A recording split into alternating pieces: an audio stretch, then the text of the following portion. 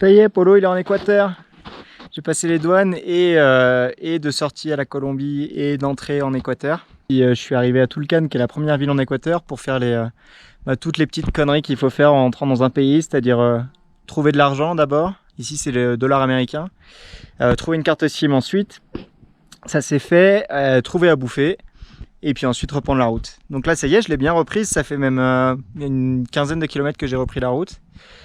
Et j'ai suivi le conseil de deux amis belges en tandem qui ont un mois d'avance sur moi sur la route et qui m'ont dit, en arrivant en Équateur, il faut que tu prennes une route qui est géniale, qui t'amène dans un páramo, comme celui que j'ai vu en haut de Salento. Et donc j'ai pris cette route, et cette route, il m'avait dit, t'inquiète pas, elle se passe bien, c'est pas une route goudronnée, mais elle est en bon état. C'était vrai jusque là, et maintenant c'est un peu plus compliqué. On est à 3447 mètres d'altitude tout de suite. Et ce soir, je devrais dormir vers là-haut, si je dis pas de conneries. Et là-haut, c'est à 3800 mètres d'altitude dans un refuge qui est gardé par un gardien normalement. Et bah, Egan, cette fois-ci, il me suit. Et lui aussi, il va monter à 3800 mètres.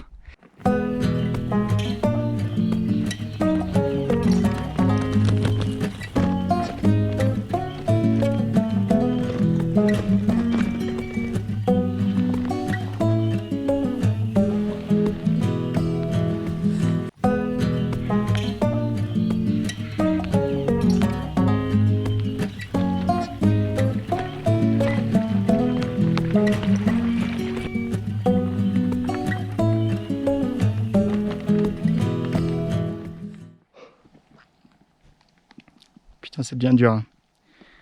Oh, ça devient dur. Ça, c'est ce que je me bouffe depuis, je sais pas, 10 km à peu près. J'ai les pieds trempés parce que je passe pas mal de flaques. L'objectif, je le vois, il est juste là-bas. Juste là-bas, je sais pas si on voit, mais en haut de la petite montagne là-bas, il y a une cabane et je suis quasiment sûr que c'est là où je dois être ce soir. Et selon le GPS, il me reste 3 km. Là, je fais du 4 km/h, donc je vous laisse faire le calcul. Jour 2 en Équateur, j'ai fini par les faire, ces 3 putains de kilomètres, mais j'en ai chié. Et je suis arrivé à la cabane où 2 Canadiens à vélo étaient déjà là. On a passé la soirée ensemble. Et ce matin, je me dirige vers des lagunes qu'il y a apparemment un peu au-dessus de la cabane, donc à peut-être 3800 mètres d'altitude. Et il a plu toute la nuit et tout ce matin, et là ça se calme un peu.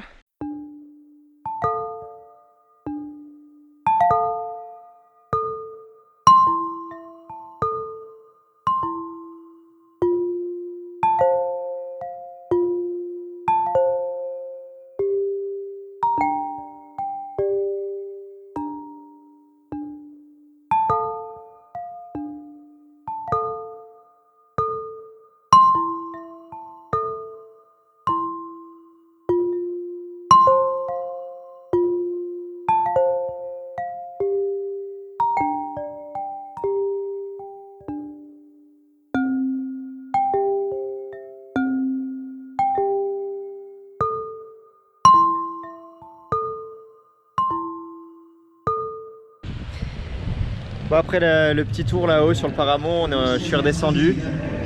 Ça a été 15 km de route pire que le Paris-Roubaix, des pavés dégueulasses. Puis je suis arrivé à El Angel et j'ai retrouvé mes 2 amis canadiens avec qui on a continué la route. Ici il y a Jérôme et puis Jacqueline, elle est partie un peu plus loin. Donc on est à 3 vélos. Première fois que je roule avec du monde, avec des vrais cyclotouristes comme moi. Et on est descendu jusqu'au petit village de Mira. Et à Mira, il n'y a nulle part où dormir en fait. Donc là on est en train d'attendre à l'église pour voir si c'est possible d'y loger ce soir. On est allé demander tout à l'heure après que les pompiers nous aient conseillé d'aller là-bas. De pronto un sentimiento se apodera de mi mente y eres tú. El sol se ha levantado por levante y el mar te está mirando desde el sur. Te miro y de repente el horizonte es tan distante como tú. La la la la la la la